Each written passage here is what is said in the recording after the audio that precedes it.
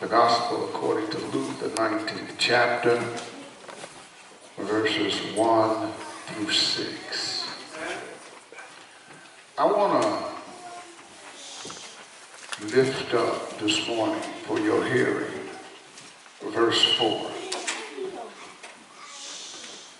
And thus saith the Lord. So he ran ahead and climbed a sycamore tree to see Jesus, since he was coming that way. I want to publish a thought this morning, determined to be blessed. Pray for me and with me as we go through God's Word. Merciful Father, I thank you for all that you've done, Lord. Now take me to that place where preaching becomes easy. Use my puny efforts to glorify your holy name. I think one of the reasons why I changed text is because I got some bad news over the last few days. And when the Holy Spirit moves in your life, you won't be the same. You have to be obedient. I know that a lot of us think that we're going to live forever, but trust me, you're not. And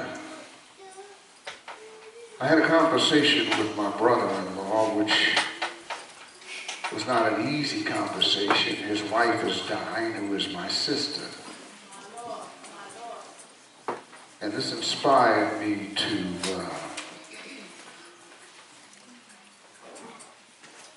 at least preach in part this. I decided this morning that I don't want to preach to sinners. We're all sinners saved by grace. This morning I want to preach to someone who already knows the Lord. I want to preach to someone who walks by faith, not by sight. I want to talk to somebody this morning who knows what it means to be redeemed. I want to preach to that person. Even though they are saved and sanctified, they still have a burning desire to know the Lord. Someone who still has a stubborn need to meet Jesus for themselves. I want to talk with someone this morning with an insatiable desire to be fixed by the Holy Spirit. Something or someone who woke up in their right mind with a yearning in their heart to give God some praise. I want to preach this morning to an individual who is determined not to walk out of here the same way that they came in. I want to converse and dialogue with someone who, in spite of the mess that they're in, know that they are the head and not the tail. I want to talk to someone who isn't feeling well, had less than a quarter tank of gas, still owe rent, and even lost their job last week, but through it all is determined to be blessed. I'm not going to be long. Is there anybody in here this morning like that? If so, why don't you stand on your feet, give God a hand praise. If something has been bothering you during the course of the week, if God has opened the door, if He made a way out of nowhere, you ought to stand and give Him some glory.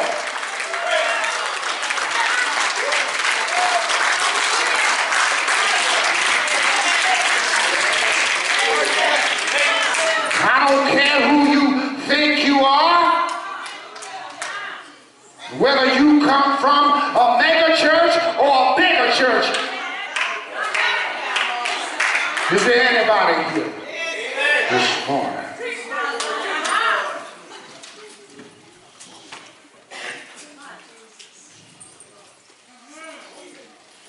Look around at some people. You know, some folk have been blessed with everything they need and want in life, and yet they still have a desire to see Jesus. Zacchaeus was one of those people. He had wealth, position, he had power, and yet there was still a void in his soul. In spite of his connections and in spite of his influence, he had an unquenchable thirst to see his Lord.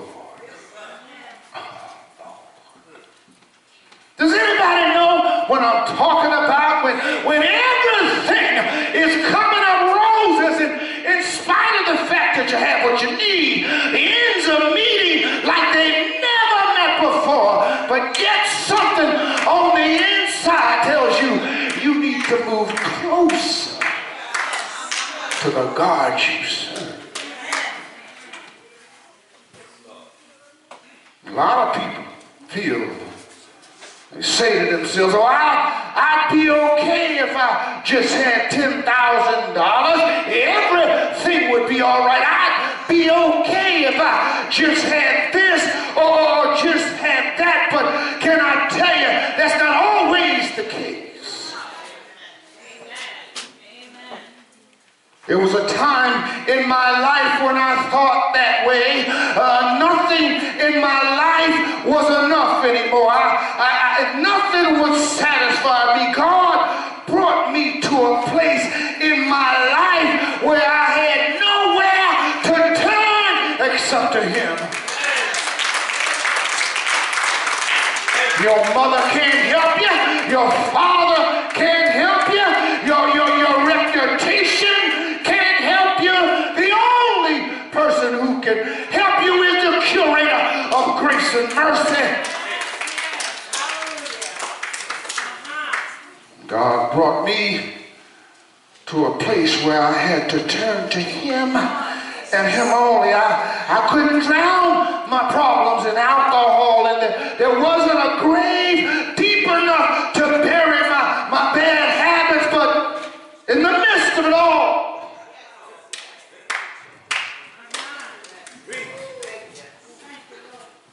He met me.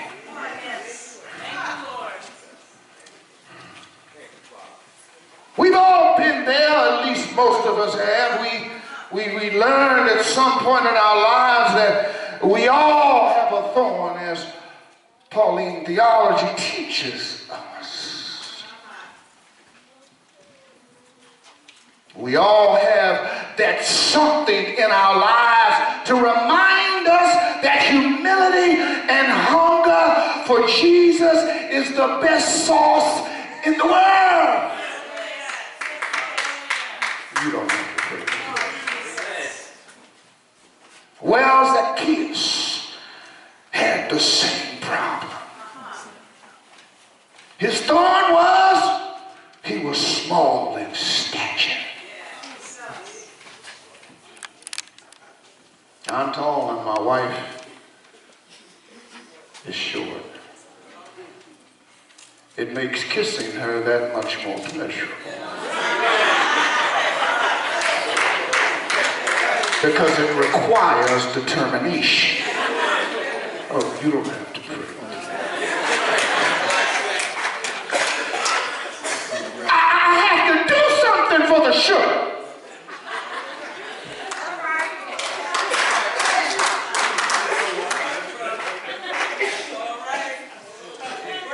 Zacchaeus had a problem his size. He was small in stature, but he was a giant in his face. Are there any giants in here today? Do you know what I'm talking about?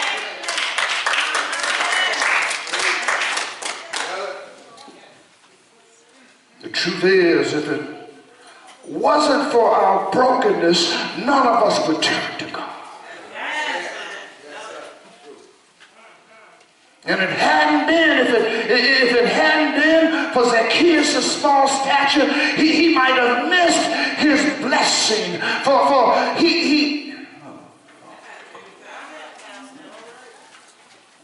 if he were born a little tall, well, you know how we are.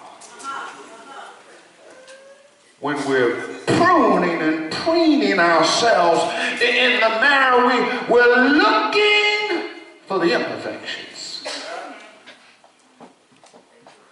I got all kinds of stuff for mine.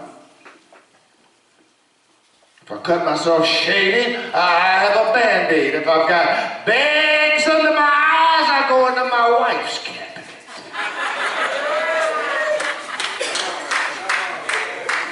Where the good stuff is.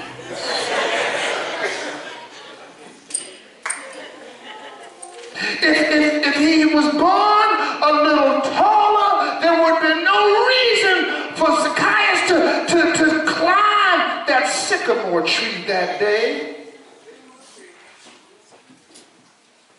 Sometimes you have to acknowledge that you have a problem before you can put your problem behind you. Sometimes you have to take your mountain unto yourself in order to move it from here to there.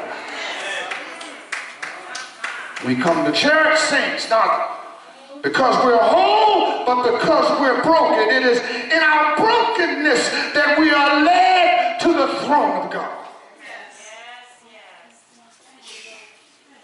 It is out of our burdens and shortcomings that we're able to find the strength to reach beyond our limitations. Until we overcome our limitations, we won't be able to reach the place where God can meet us.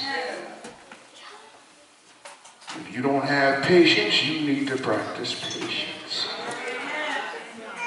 If you're bearing unforgiveness, you need to learn that in order to receive forgiveness, you must learn to forgive. If there's envy in your heart and jealousy in your spirit, you got some more praying to do. God will always give us a sycamore tree to climb. He'll always give us a road to travel on. He'll always open a door to find him. All you got to do is seek and ye shall find. God will always give us something we can use to make our way. He always uses our flaws to fix our failures. All right, let me get to the text. I'll start preaching in a moment.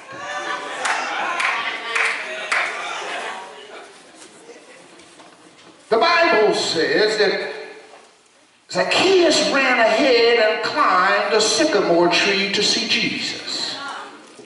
Since Jesus was coming that way. And verse 5 says, when Jesus reached the spot, he looked up and said to him, Zacchaeus, come down immediately.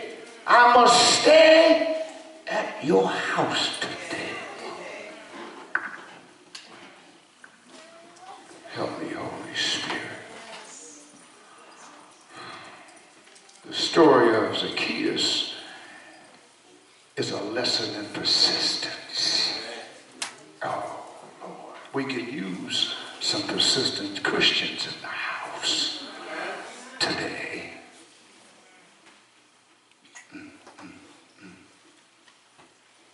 It's a story about overcoming our deficits. It's a story about looking at our imperfections and overcoming them in order so that God can reach us.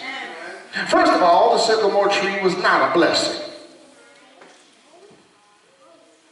Just like hitting the lottery for some of you wouldn't be a blessing. Because God knows if you hit the lottery, you would lose your mind.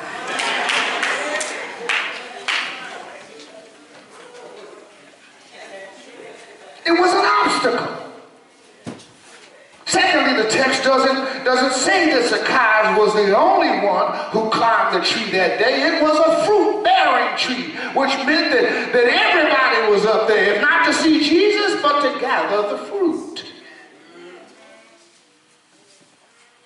It was always being climbed by somebody for the figs. So Zacchaeus climbed the tree that was crowded to get a closer look at the God he served. Nobody likes standing room only. I don't know how many of you would go out of your way to meet Jesus. Oh, it's raining today. I think I'll stay inside. They don't need me here. We always find an excuse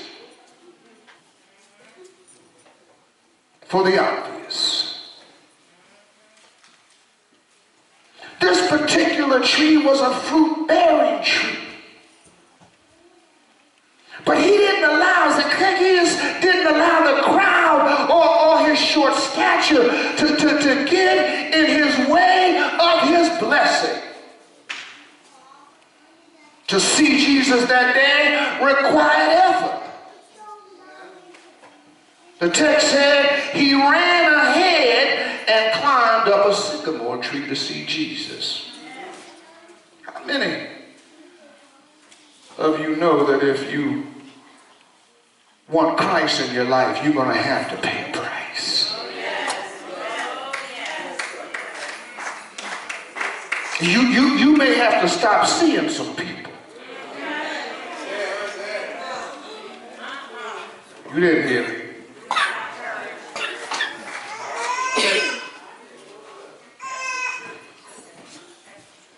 Ran into somebody that was a member of my congregation at a bar. So I go in, I went in behind him. He said, well, Pastor, I just got out of the AA meeting and I'm good. I was just going in to say hello to some friends. Okay, that's fine. But how many of you know you can't out-liquor liquor?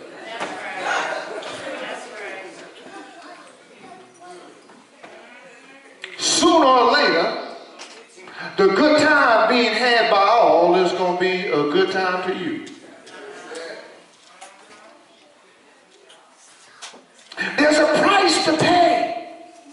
If you want Jesus in your life, the price might be prayer. It might be spending time with the Word of God. It might be turning away from some people you know. It might be setting aside some pride. Whatever it is, it won't come cheap. But know this, saints, there's nothing in your life that's worth more than your ability to see Christ Jesus. Zacchaeus ran ahead. Sometimes seeing Jesus will require you escaping the crowd. Getting away from those you know. Getting away from people who have no interest in your salvation. But know this. There's nothing in your life. Nothing worth more than Jesus. No relationship in this world is worth more than your relationship with Jesus. The scriptures describe Zacchaeus as a chief tax collector, short in stature, hated by most, forbidden to worship with others in the temple. He was considered a traitor by his people for the price of gouging and working for the enemy. But can I tell you something this morning? Because Zacchaeus climbed that sycamore tree that day, because he didn't allow his stature to prevent him from seeing Jesus, he was rewarded with a conversation with God. If he had stayed in the crowd, he would have never gotten a chance to have a conversation with the master. When we set aside our pride, when we set aside our fear and our hang-ups, it gives us the opportunity to dialogue with Jesus. A lot of us miss our opportunity to see Christ because when he comes to our spot, we're somewhere else. What's keeping you from seeing Jesus? He didn't have a ladder to climb or shoulder to stand on. The text said he climbed the tree. Sometimes to see Jesus, you have to climb up and over some things. Sometimes you've got to go around some stuff. You've got to move some things out your way. But do you know? Do what you have to do. Whatever you have to do to see it. Because at some point in your life, you're going to have to climb something to see over your limitation. You're going to have to climb over something to reach higher, to build higher, and to see farther. What a joy it is, church, to know that out of all the houses in the community, on that day, Jesus stayed at my house. There's always personal joy when you can say, Jesus stopped by my house today. And in spite of me, he blessed my house. He blessed my family. He blessed my loved ones. He blessed my neighbors. Simple message this morning. Is Jesus in your house this morning? Are you determined to be blessed? You were not put in the situation to complain. You were put in the situation you're in life to climb and overcome. If you can't stand up on your own and see, if you can't look over or around and see, sometimes you've got to climb. If you can't dig through your mountain, sometimes you have to go around it. Whatever it is, know that Jesus is with you. And when he calls your name, he'll come see you. And you'll be blessed. Everybody stand.